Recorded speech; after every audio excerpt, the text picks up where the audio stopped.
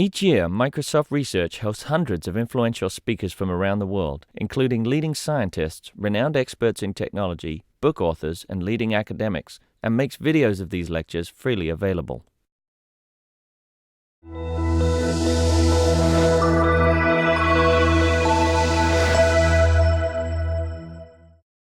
Thank you so much for coming. My name is Amy Draves, and I'm so pleased to welcome Amy Stewart to the Microsoft Research Visiting Speakers Series. Amy is the award-winning author of 6 books, including The Drunken Botanist and Wicked Plants, and she has taken her first foray into fictionalized history with her book, Girl Waits with a Gun. Girl Waits with Gun, I added an A there, sorry, in which she explores the true story of one of our nation's first female deputy sheriffs. She's also the subject of our first foray into book clubs, so if you haven't signed up but would like to join us, we'll be meeting next door following this meeting, and we'll spend time chatting with Amy, as well as appreciating her culinary skills as we serve the signature drink for this book, the New Jersey Automobile. Please join me in giving Amy a very warm welcome. Thank you.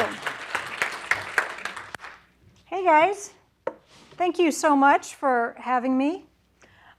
In case you're tempted by the promise or the threat of a cocktail in the middle of the day, let me tell you what it is and how it came to be.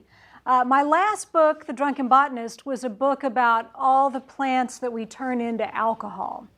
So at pretty much every book tour event, we'd serve cocktails. It made total sense, right? And I found out that when you serve drinks, people totally show up to your events. And I thought, this is brilliant. I'm just going to do this for every book from now on. It doesn't matter what the book is about. We're just going to do this. So for this book, there's not an obvious drink that's a part of the book. But I wanted to find something that was from the 1910s that maybe, if I got lucky, had a name that connected to the themes in the book. Definitely had to be made from ingredients that were available in the 1910s, if nothing else. And I also wanted to make it something that's easy to mix up in the stock room of a bookstore. So, you know, half a bottle of this, half a bottle of that, stir. No flaming orange peels, no muddled cucumbers, you know, nothing too messy or complicated.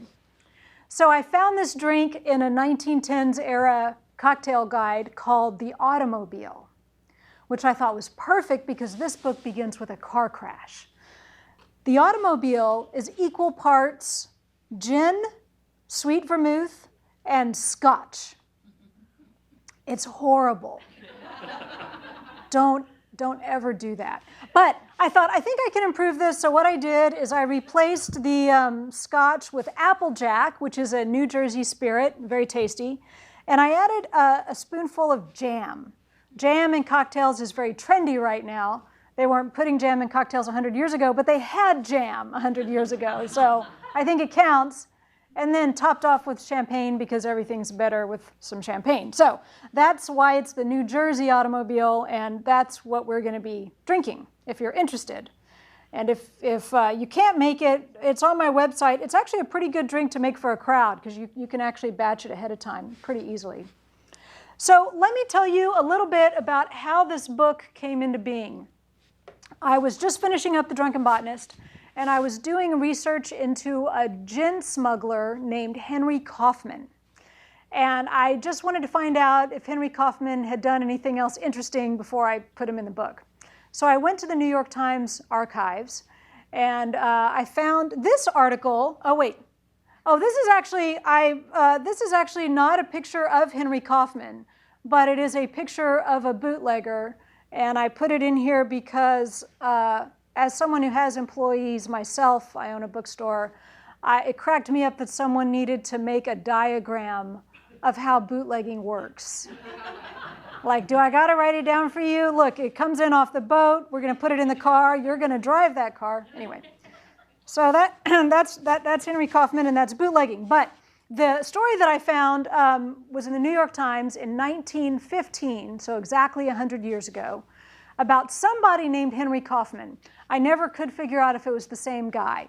But this Henry Kaufman ran his car into a horse and buggy being driven by these 3 sisters named Constance, Norma, and Florette Kopp.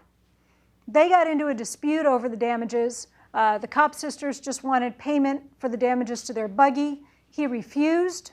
The conflict escalated until pretty soon Henry Kaufman was harassing them, threatening them, firing shots at their house, sending kidnapping threats, and they were basically just under siege in their little farmhouse in the New Jersey countryside for almost a year because of this guy. So it's just one article. I didn't even know if it was the same Henry Kaufman who was the gin smuggler I was trying to put in The Drunken Botanist, but the story was really interesting. And for the rest of the afternoon, rather than do my work that I was supposed to get done, I got sucked into looking for more and more about this case. And I found the original article about the accident itself and a little civil penalty that was imposed on him.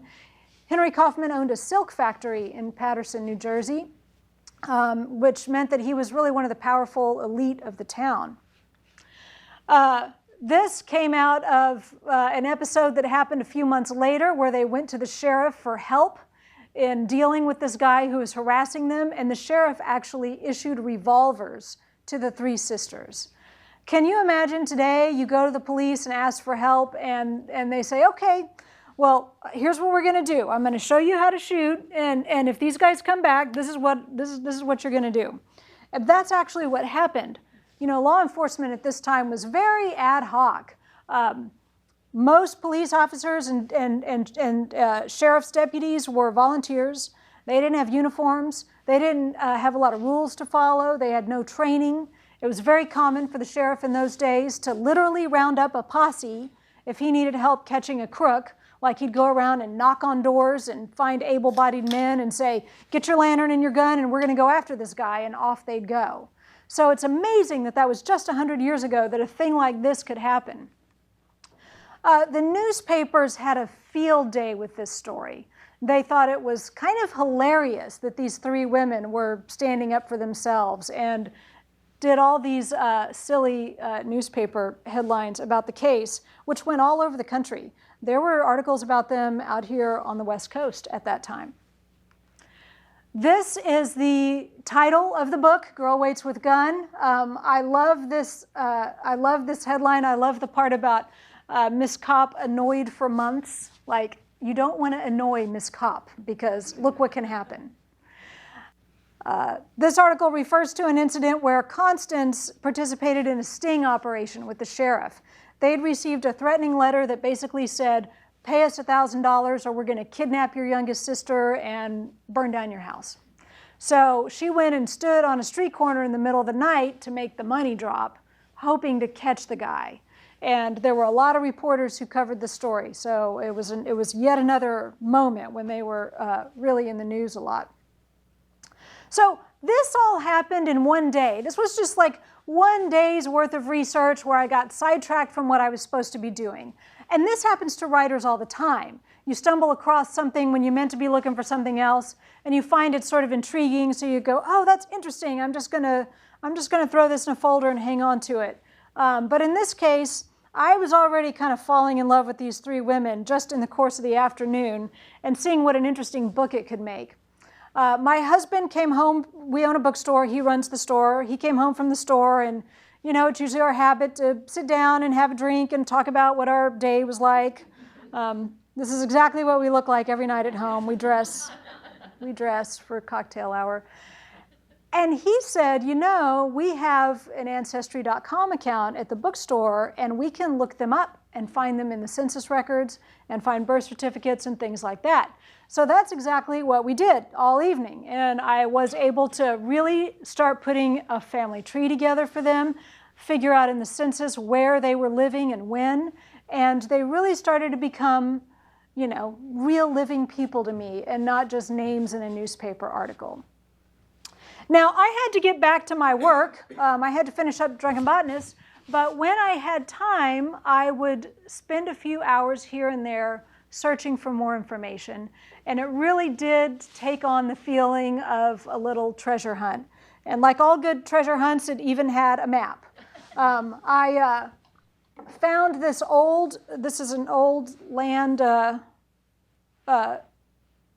map, and here they are. This is the plot of land they owned. When you read the book, you'll see that there's a creek that runs behind their house, and that Florette got shot at when she went down to the creek. So I was very excited to see the creek on the map. And then when I found a modern day map and was able to overlay it and figure out where this was, I saw that the creek was still there on modern maps. So as soon as I could, I got on a plane and I went out to Patterson and Hackensack, and I stood in the creek. And it was such an amazing feeling. I have to tell you, by this time, this was already starting to sort of live in my imagination as a possible novel, and I was starting to write some scenes and to imagine how this might work as a book and how it might come together as a story. So to actually be able to physically go and stand in the places where the story that previously only lived inside my head, it was such an incredible feeling. I went to the street corner where the girl waited with the gun. And this building might have been there in the 1910s. It looks maybe just old enough. And I found myself kind of walking around the building and sort of touching the bricks with my hands and thinking, Constance could have touched these bricks. You know? Like, no one has ever been so excited to go to Hackensack, New Jersey as I was. It was just amazing to be able to follow in their footsteps and go to all the places where these events took place. I dug around in the courthouse and I found the indictment against Henry Kaufman, which means that I got the text of the threatening letters that he sent to the women. So when you read the book, you'll see that those letters, many of them are word for word what he actually sent them. And this is something that was not really printed in the newspaper or otherwise available, but they still had it on microfilm, thank goodness. Henry Kaufman's factory. I mentioned that he owned a silk factory.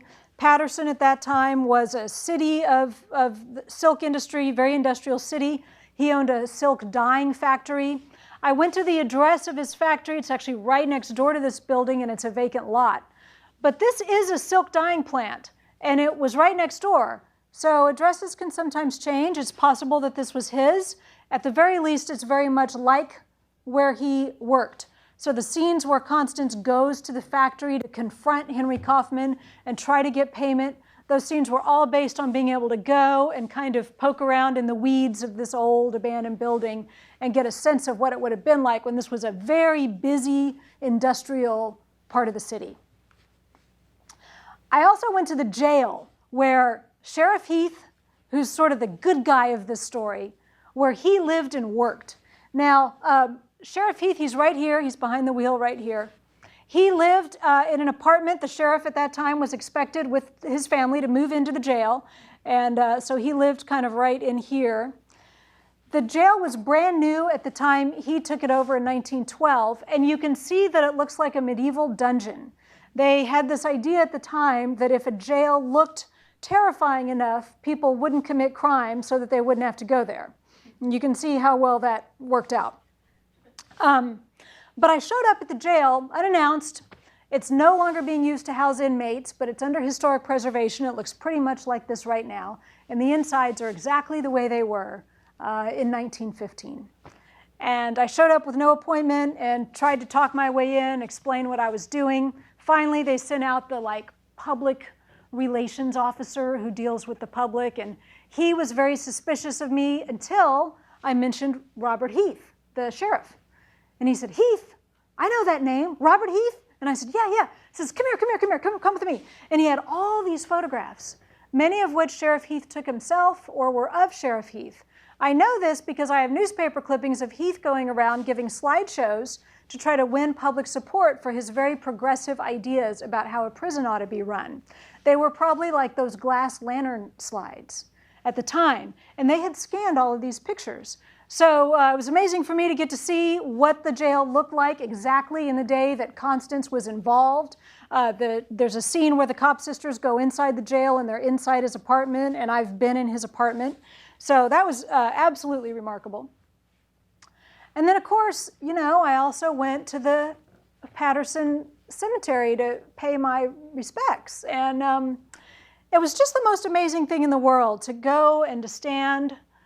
They don't have their own markers, but I have a little map. I know where everybody's buried right there. And just to stand, 6 feet above where my characters are buried. And I have so many questions for them. I'm like, could you wake up for 5 minutes? Get up, get up, get up. I need to talk to you. But anyway, there they are. It's weird that I can actually go visit them in real life anytime I want to. So one of the coolest things about this project, of course, was getting to see these people in real life and getting to know them. So let me introduce you to them. This is Constance Kopp. She was the oldest sister. She was 35 at the time this story began. 6 feet tall, weighed 180 pounds. She would have towered over most men at that time. And she was unmarried, still living at home. She wanted a career, but didn't really have a way of getting one. Her mother had sort of prevented her from getting any kind of useful education. And there weren't a lot of jobs for women. You know, I read the newspapers of the day, and there's on this side of the page is jobs for men, and over here is a little column of jobs for women. And you could be a housekeeper, you could be a stenographer, like a secretary, or you could do factory work. And that was it. So she was kind of stuck there. It's not clear to me what would have happened to her if Henry Kaufman hadn't come into her life. And this is the youngest sister, Fleurette, who's 16 when the story begins. She, in real life, was a very accomplished seamstress. She sewed all her own clothes. She probably made all of Constance's clothes, too, given that Constance was 6 feet tall, probably couldn't find anything that fit her. And she was very theatrical. I have newspaper clippings of her entering singing competitions in Paterson. So she really was the sort of dramatic, theatrical, fashionable creature that how I have her in the book. Now, the middle sister, Norma, I've never been able to find a picture of. And it drives me crazy every day that I don't know what Norma Kopp looks like. Someone has a photograph of this woman in their basement or in their attic somewhere, and they need to give it to me. It's mine, and I don't know why I don't have it. If I ever turn up her picture, y'all are all gonna know about it because I'm gonna scream so loud that everybody's gonna hear it at once.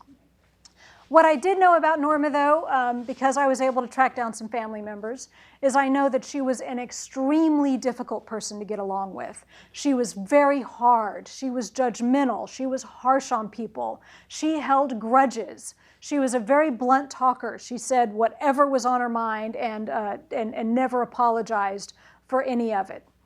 And when I heard that, I thought, you know what? I know women like that, right? Like there's women like that in my family. We all have that aunt, you know, who shows up at the hospital when you have your baby and tells you that she doesn't like what you named her baby. But she's there, she's always there, she always shows up.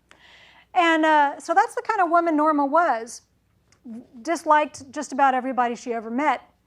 And I thought, you know, the thing about women like that is that they may not like people, but very often they like animals, you know, like they've got a little dog or something like that. And I didn't want to give Norma a little dog, but I wanted to give her something to humanize her. So a fictional piece of this is that Norma is very interested in carrier pigeons. Technology of the future. The thing about carrier pigeons at this time, and this is Norma's position, but it was the position of many people in real life, is the telephone is infeasible as a form of communication because we can't possibly string wires all the way across the country. And the operator's always listening in, so you can't have a private conversation. Telegraph, same problem. There's two operators, one on either end, who are reading every word you write. So the only secure, reliable form of communication is messenger pigeon, obviously. Weirdly, this may still be the case today. We don't know. So she was very interested in this idea, and she had carrier pigeons, and it becomes a big part of the book and will become an even bigger part of her life down the road. You can see here, this is Constance and Fleurette together, so you can see that Constance really was a very substantial woman. Fleurette was about 5'2" in heels, always petite and adorable. One of the coolest things that happened was when I was able to connect with some family members, I got a letter that Constance wrote to one of the deputies during the events of this book where she's thanking them for their help. So I was able to see how what her own words sounded like and how she signed her name, which I love. I think when you can see someone's handwriting, you sort of get to know them a little better. So I actually, I had it made into a rubber stamp. So if you want, Constance can sign your book today, as well as me. Yeah. pretty cool. This is Sheriff Heath again. He's just a doll. He was a very reform-oriented, very progressive-minded guy. He advocated for inmates to have medical care. He was the first person to offer church services in the prison there. He wanted them to get an education. He wanted to get at the root causes of poverty and crime. He was very progressive and saw something in Constance that no one else saw and was willing to take a chance on her and really get her involved in this investigation. Even some of the minor characters, I feel like I know better because I have pictures of them. John Corder is the county prosecutor who first refused to help them, and I turned up a picture of him on microfilm. Funny thing is, I was in New Jersey about a week ago and talking about this book, and I showed this picture, and a woman came up to me afterwards and said, you know, my husband's name is John Corder, and he's named after his grandfather or great-grandfather. I wonder if it's the same guy. And I said, oh, okay, well, let's swap email addresses, and I'll tell you everything I know, and let's figure out if your guy is the same as my guy. I said, but I have to apologize in advance because he's the villain in this. He's the guy who only cares about himself and isn't about to be bothered to get up off his lazy butt and go help these 3 women. And he's pretty corrupt and pretty horrible. And she said, no, that sounds about like my husband's family. I think he's ours. I think he's one of ours. So John Ward is an attorney who shows up kind of late in the book. In real life, John Ward and Sheriff Heath had a lot of dealings, and there's a lot more to come between John Ward and the Kopp sisters. So I gave him a fictional cameo in this book just to get to know him early. And when I got these pictures from his family, I just loved them. From his face, I just thought, I know what kind of guy this is. That, by the way, is his soon-to-be ex-wife, Flora. He had a lot of ex-wives. Now, he had a law partner named Peter McGinnis. And even though Peter McGinnis is a very small part in the book, I wanted this duo to kind of make sense. And I knew that McGinnis had been a judge and a senator later in life, and I had a very serious, somber picture of him as an old man in his judge robes. But I couldn't get a handle on him as a young person. So I went to Ancestry and looked to see if his family had posted any pictures of him when he was younger. And I couldn't find one, but I turned up this picture of another guy named Peter McGinnis, and I just fell in love with him. Look at that face. Do you not love that face? I just want to squeeze those cheeks. He's so adorable. So this became my Peter McGinnis in the book. I know that someday I'm going to be showing these pictures and somebody's going to say, that's my great-grandfather you hijacked for your novel. But I love him. So the pictures really meant a lot to me in terms of understanding the characters. Even the Kopp sisters have an older brother, Francis, who's always urging them to move in with him because can't very well have unmarried female relations just out living by themselves. Wasn't done in 1915. And Francis had a wife named Bessie. Bessie's very young in the book, but the family gave me this picture of her when she was much older, and I just loved it. She reminds me of my own grandmother a little bit, and I even got a better sense of what kind of woman she was just from being able to look at one picture of her. I thought this was kind of a great image. I never did get to see a picture of Henry Kaufman, but even this directory listing gave me an idea. I knew he was in business with his brother, but I didn't see another Kaufman on here. And I thought, maybe it was his brother-in-law. Maybe it's his sister and his sister's husband. So in the book, you'll read about Marion Garfinkel, who's his sister, who's fed up with him. He's a drunk. He's a bad seed. He's always been trouble from the day he was born. He's just spending his dad's money, making a mess of the factory, making a mess of his life, riding around in his fast car with his group of thuggish friends. He's just nothing but trouble, and she's had it with him. So that all came out of that. Now, let me just kind of wrap up by saying a little bit about the history of the place. Because I've written 6 books of nonfiction, I'm a crazy researcher, and I can spend months researching something that's only barely going to make it into a book. But in this case, I knew that the history of Paterson at the time would really inform the story. So here's what it looked like. Total factory town, very kind of dirty and polluted and also somewhat corrupt. The police, the judges, the courts, everybody was in the pockets of what they called the silk men, the silk factory owners. This is what a silk dye shop would have looked like. So I don't know if this is Henry Kaufman's shop, but the scenes that I wrote inside the factory were based entirely off of this photograph. In 1913, right before my book begins, the Patterson silk strikes erupted because factory owners demanded that workers work longer hours for the same pay and that they operate 4 looms at a time rather than 2. And the workers were no idiots. They realized that their employers were going to be much wealthier, much more profitable, but they weren't going to get to share in the profits. I realize that this has no resonance today and probably can't connect with anything happening in the news right now, but that is how it was 100 years ago. Tens of thousands of workers went out on strike, and this was a huge moment in the history of the American labor movement. So a lot of famous people were there. Elizabeth Gurley Flynn, early suffragist and labor activist, was there organizing. Margaret Sanger, another suffragist and early advocate for birth control and labor organizer, she was there. And Jack Reed. So if you saw the movie Reds, you remember Warren Beatty's character, Jack Reed. He spent most of the time in jail, but he wrote some amazing dispatches from the Patterson jail that talked about what the strikes were like. Now, one thing that happened during these strikes, it went on for 6 months, the workers couldn't afford to feed their children. And the union set up relief tents so the workers could come get food every day, but the tents were always running out of food. So the kids were starving. So the union organized for the children to be sent into New York City to live with families who were sympathetic to the cause and willing to take in some kids for a few months. So here they are with little notes pinned onto their coats with their names, going off to just live with complete strangers. Can you imagine having to do this today, to send your kids off to live with total strangers because you can't afford to feed them?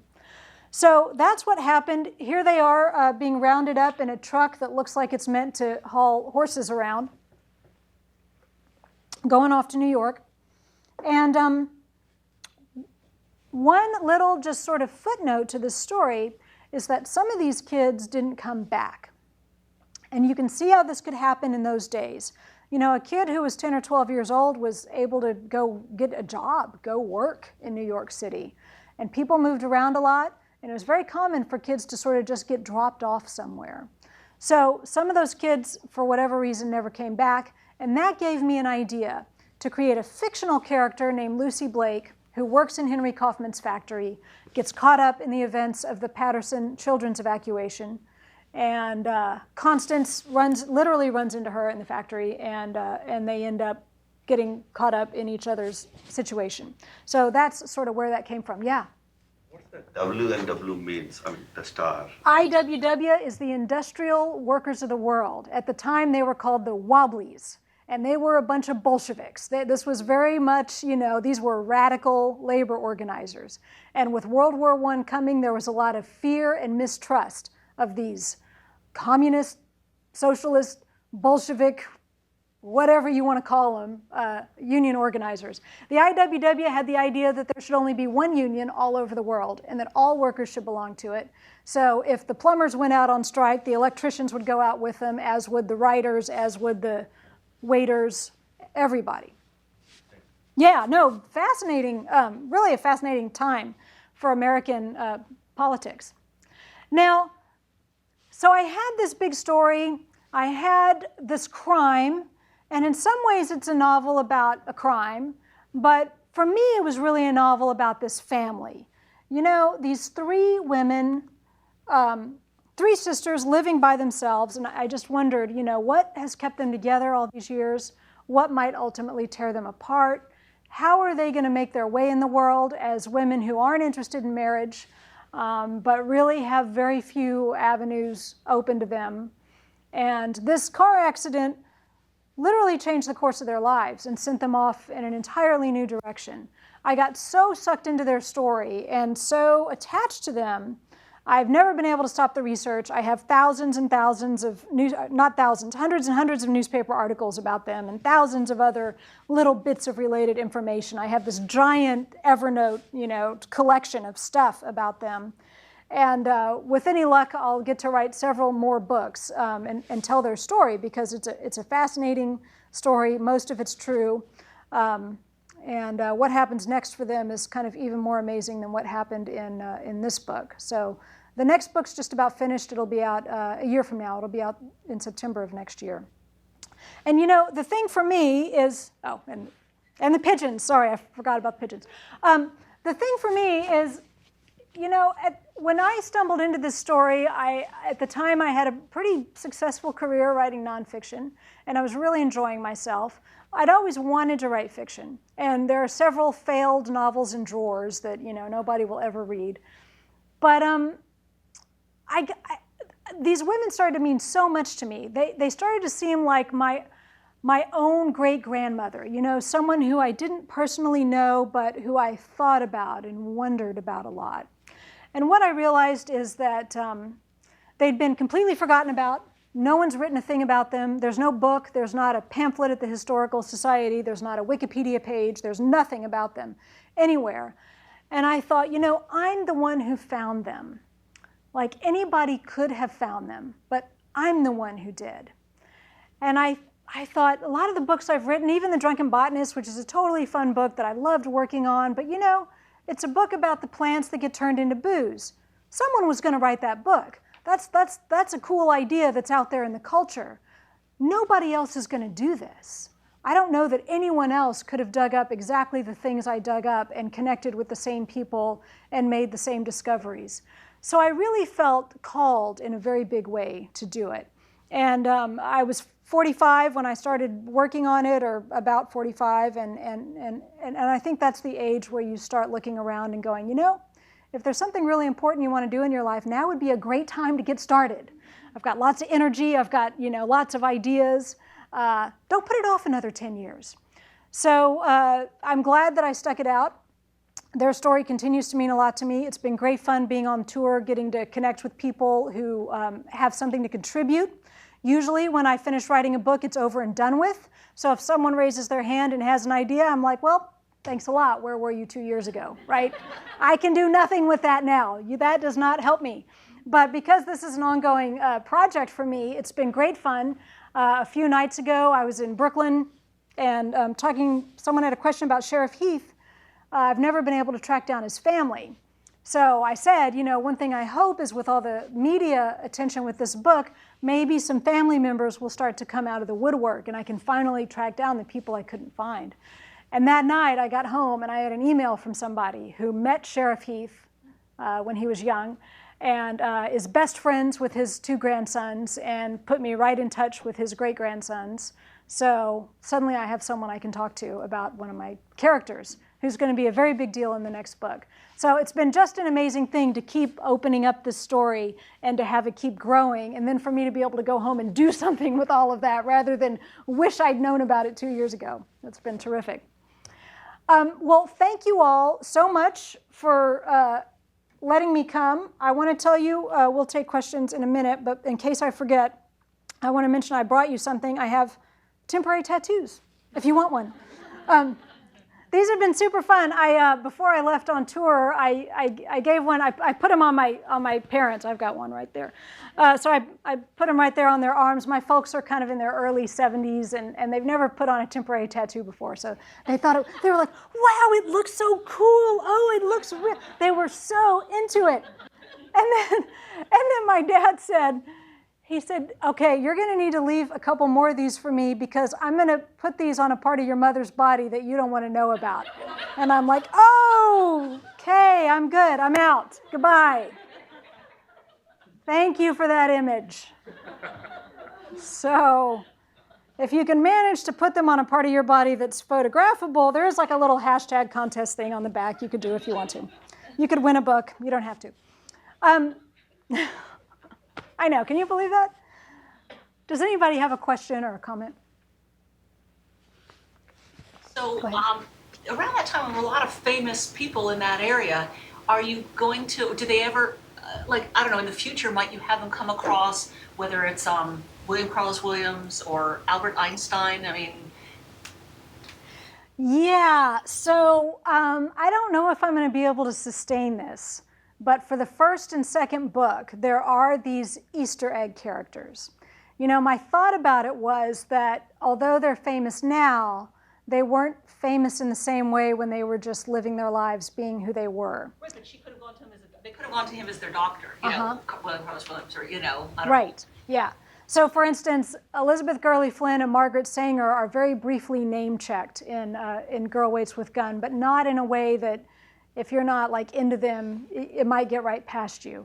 And there is something similar to that in book 2 that you can watch out for. So yeah, if I can keep it up, I'm going to. I like the idea of dropping them in a really casual way and seeing who picks up on it. Yes? I kind of had a question about Florette. I was like... Oh, and let me say real quick, I'm going to stop you right there because I just remembered, and I've learned that I need to make an announcement before I start questions, which is there's a family secret at the heart of the book, and not everyone's read the book, and so I have to warn people not to ask questions that might be a spoiler.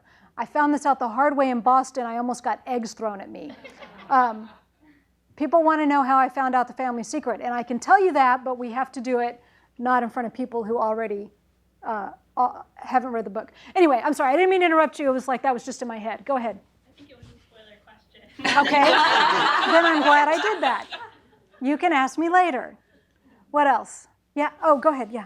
So did any family members then get interested in their own genealogy after you started? Yes. So what happened is I tracked down, the Kopp sisters had an older brother, Francis. Francis had kids. I tracked down Francis's grandson through Ancestry because he had started a family tree but hadn't gotten very far. So I was able to give them their complete genealogy because I had thrown some resources at it. I not only geeked out on Ancestry and got that piece done, but then I hired a genealogist to go get all the things that you had to go someplace physically to get. So I had not just the names, but the marriage licenses of like their great-great-grandparents and traced them all the way back to Austria and all of that stuff. So that was cool. I mean, it was cool for them to get all that stuff, and it was incredibly cool for me to hear just the family stories that got passed down. And then I also met Florette's son. So Florette being the youngest, and she had kids a little later in life, her son is now in his 80s and living in New Jersey. It took a long time to find him, but I finally did, and he not only had amazing stories to tell about his mother, but he also remembers his Aunt Norma from when he was a little boy and she was an old woman and she lived with them for a little while. So everything I know about Norma's personality comes from him. And again, it's the weirdest thing in the world to know that there is a human being right now alive on the planet who can answer questions about my characters.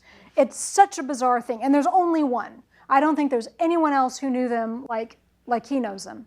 And so I've been to see him, you know, a few times, and we talk and stay in touch. And I send him stuff anytime I turn anything up with his mother's name in it or pictures or whatever. I, of course, send them right off to him. Yeah? Did he know the spoiler? There is, yes. So it's hard for me. Yeah, we'll talk about it later, sure. Okay. Yes. Yeah. So now everyone's lives are sort of documented, whether it's photo, you know, in social media, whatever. All this stuff would be trivial to find. Is this sort of the last group, you know, of people where it takes such effort to get the information and find it? I mean, isn't that going to change things, or? I actually question how easy it will be to do this 100 years from now about you and I. I question whether, you know, something like Facebook is going to be so carefully archived that what I post today is going to be findable 100 years from now. The sheer number of photos that exist, it just seems like it's... It could be. It could be. What's interesting is that paper is remarkably durable. And for instance, as an author, I'm married to a rare book dealer, and he brokers famous people's papers to university archives sometimes. I don't have a single piece of paper correspondence with any publisher I've ever worked with. I got email, And I did go to the trouble, and it was kind of, I shouldn't say how hard this was to do. I'm at Microsoft right now. Anyway, I did try to get all of my emails as PDFs so that I could save them when I migrated from one type of email to another. And it was surprisingly hard to do. It took a long time. Not everyone's going to do it. So that correspondence, if it's interesting to somebody 100 years from now, is only going to exist if I hold on to that PDF and either manage to print it, or someone after my death thinks to get into my Mosey account and get my stuff out of there. I think it's actually easier for stuff to get lost. I think having newspapers are surprisingly durable. Microfilm gets kept. I really wonder about that. And letters, I think the fact that we're not writing letters is very interesting. I'm going to be writing about World War I pretty soon with these women. And a lot of what we know from World War I is because they wrote letters home. And today, our servicemen and women overseas are Skyping and text messaging and emailing with their families. And I don't know if we're going to have that same real-time living document of what life is like in war that we had when people were writing letters, and those letters were saved and cherished and treasured. I don't know. It's an interesting question. Y'all fix this. Solve, work that out. Yes? Curious about just your knowledge that she was one of the first deputy sheriffs that was female. Do you have any information about others that were happening? Oh yes, I've gotten way off into the history of women in law enforcement. So here's the test. The test is, did she have a badge, a gun, handcuffs, and arrest authority? In other words, was she able to chase a man down on the street and put handcuffs on him and place him under arrest? Because there were a lot of women working in law enforcement at the time who were kind of like social workers. They were there to deal with the women and children who came into the law enforcement system, which was very necessary and very important and sometimes dangerous work. But their job duties were not the equivalent of a male. Constance, which you'll see in the next book, it's only hinted at here, but it's coming soon, did have the equivalent job duties of a man, which is very unusual. So there are a few women who lay claim to being America's first policewoman. When you look at it, you realize they were really a police matron, which meant more like social worker, or even a stenographer, an office person, something else. So I'm gathering up newspaper clippings of other women who were deputy sheriffs or police officers at the time to see, did they have arrest authority? Very rarely do you see anything in 1915 about a woman arresting a man. That's not an event that happens very much. So she was pretty remarkable, but I will not say that she was absolutely the first. Even going back into the late 1800s, when a lot of cities didn't really even have such a thing as a police force or a sheriff, only barely. It was sort of just barely even existed. You'll see women, sometimes they were the widow of the sheriff or the widow of the police chief. They get involved somehow, but our roles were not yet solidified. And as you probably know, even as late as the 60s and 70s, women police officers didn't have full parity in terms of their duties. Yeah. Yes? I'm curious about the character of Mrs. Heath. In reading the book, it seemed like of all the characters who are so well developed and you have an opinion and you understand the context in which they're presented in the story, but as a reader, I found her to be a little bit mysterious. Like, as somebody who was reading this, I had to draw my own inferences as to why she reacted the way she did in certain scenes. And I was just wondering if you had anything to fill out about her and your vision of what role she played in the book. Yeah, what do you think?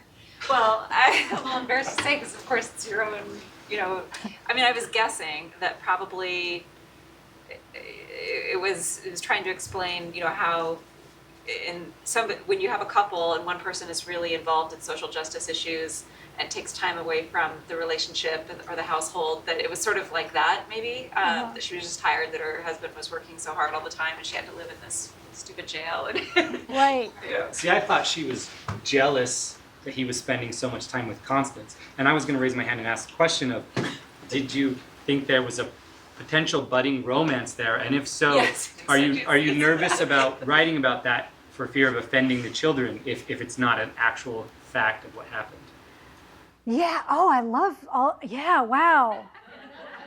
Okay. No, these are very interesting questions. In real life, on Constance's side of the family, there's debate over whether she and Heath ever had a thing. Some people say yes, some people say no.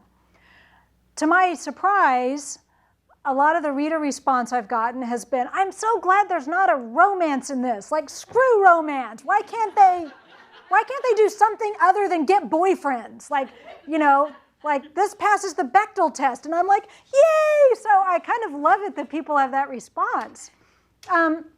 And Cordelia Heath, the wife, is an interesting character to me, and I deliberately gave her a very small role. I mean, she does have a very small role in the first book. We only barely see her, like once or twice.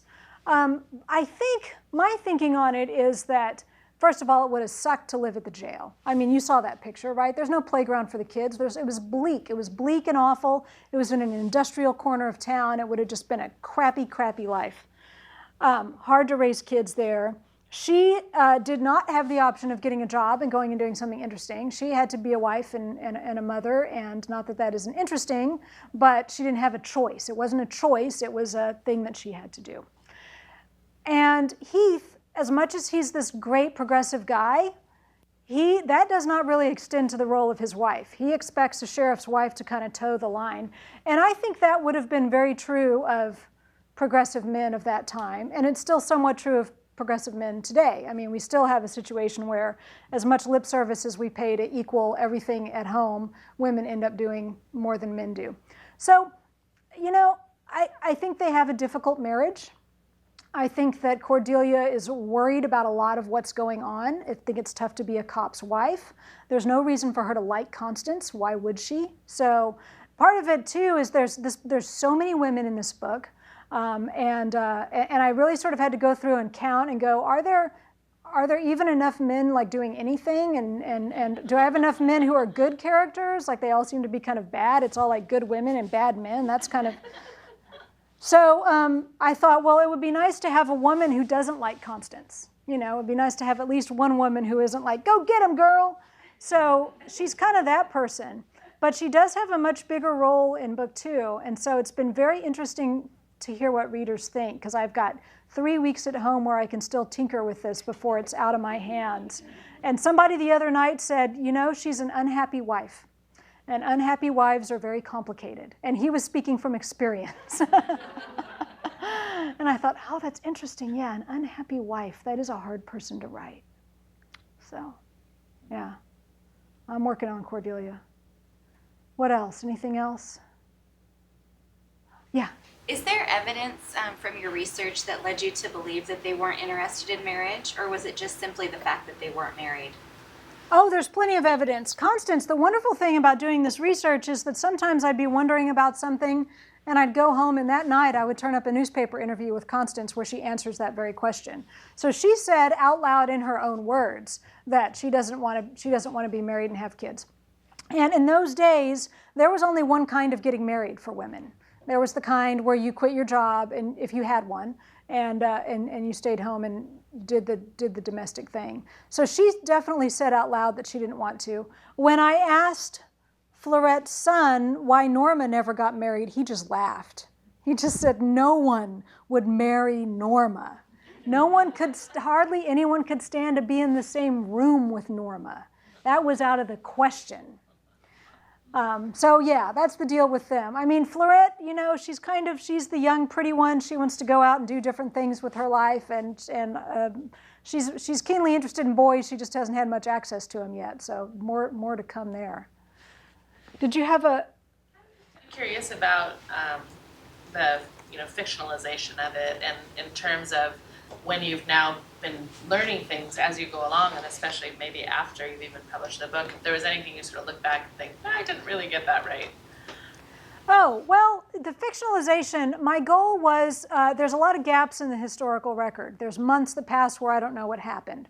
I don't know why people did what they did necessarily. I don't know what they talked about at home. So everything that really happened is in the book, and I filled in the gaps with fiction.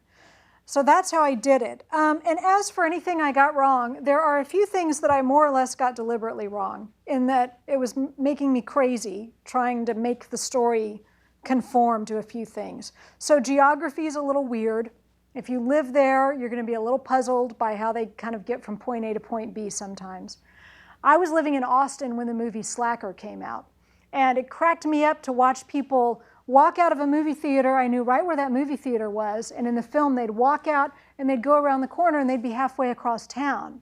And I was like, oh, of course, movies must do that all the time. It's just, I know this town really well. So there's some things like that. Transportation. I pretty much decided that, I mean, I understand how transportation more or less worked. There were a lot of streetcars, there were a lot of trolleys. I knew horses and buggies, automobiles. I knew what the roads were made of and how the cars were tearing up the roads. I mean, you want to talk about disruptive technology. Like, they had to find a completely new way to build roads, and they weren't sure, like, is this car thing even going to stick around? Because we're going to have to rebuild all our roads. I knew all of that, but when Constance needed to get on a train, there was just a train. I didn't get so sucked into, oh, on Sunday, the train timetables didn't blah, blah, blah. I didn't do that. The other place where I was deliberately kind of sloppy was in courtroom procedure. There's very little that happens in a courtroom. It's not a courtroom drama. If anything, the courtroom stuff is almost for comic effect or for some other purpose other than the outcome. And I just decided to write those scenes the way they came to me. At one of my events in New Jersey, a Bergen County judge came to the event. And he was keenly interested in the inner workings of all these real people who were his predecessors there in Bergen County. And he bought a big stack for all the judges and prosecutors. And I said, all right, listen, I got to tell you something. I said, I don't want you to think I don't know better. I do know better. I just decided I was going to write these scenes the way I wanted to write them and not worry too much about procedure. But you know, judges, I mean, look at Law and Order. They're so used to being misrepresented on screen that it was nothing to him. He's like, don't even worry about it. It's fine. But those may get. He wants to swap Bergen County history with me. So those may change in future books. Yeah. Kind of building off of Amy's question, there was an article that had the girls swooning and fainting, and as they read it with, kind of curled lip. Is that, was that your character take on them, or is that something that you found out was actually true about them? Oh, that had them fainting? Yeah, right. There's one of the newspaper articles about one of the nights when they were under attack had, I think, Constance fainting. And that's a real newspaper article. And I just thought it was absurd. I thought, she's not going to faint. Look at her. What? It just seemed like the stupidest thing I'd ever read. And by then, I'd already figured out that newspapers of that era were highly inaccurate. They made up so much stuff. They made up quotes wholesale. And the reason I know that is that I can compare 10 different articles about the same event and put that together with what else I knew, and I can see the lies and distortions. So yeah, newspapers back then had a lot of fun, but no fainting, please. Right, well, it is true now, but the interesting thing back then is that the media was very overtly and deliberately partisan. So the Hackensack Republican was the Republican newspaper, and they were completely 100% partisan from page 1 to, page 36, which was hilarious and so much fun to read. Yeah, it was great. They hated Sheriff Heath.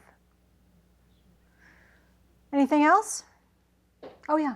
Can you talk more about the sister's relationship with their mother and her mistrustfulness of the world? Did you invent that, or was there evidence that she was really like that? Well, the sister's relationship with their mother. So in real life, the mother was actually still alive. She didn't die until for another 4 or 5 years. I killed her off early because 4 women under one roof just seemed like too much for me to handle. I was like, I'm sorry, Mrs. Kopp, but we're just going to put you in an early grave and move on. So we only know about her in flashbacks. She really was from Austria. She really did come to this country after the revolutions of 1848 that swept across Europe. When you think about revolutions, you think about the victors, but there's always winners and losers. And in this case, the Jews got to move out of the ghettos and live wherever they wanted to live. A lot of people who had been sort of kept down suddenly had a place in the world. And there were a lot of middle and upper class people who didn't like that and wanted to get out. And so Constance's family, her ancestors, came as part of this wave of educated middle class people who didn't like the new changes in Europe and ended up in Brooklyn, as so many people did. They were anti-Semitic. I know this in real life. And Mrs. Kopp's mistrust of strangers and just generally wanting to keep her daughters kind of hidden is fiction. But she came to this country when she was 16, and Brooklyn must have just looked like a very strange place to a teenage girl who was used to living sort of a privileged life in Austria, and suddenly they're immigrants. And this happens to so many, immigrants moving to this country, right? At home, you were an engineer or a doctor or a whatever, and then and you find yourself running a restaurant or driving a taxi cab here, and it's very strange. So I was also drawing on my own German grandmother who was very mistrustful of strangers and suspicious of everyone. So she was sort of a composite of a few people I knew in real life and some just guesses I made about what somebody in that situation might have been like. All right. Well, thank you all so much. This was fun.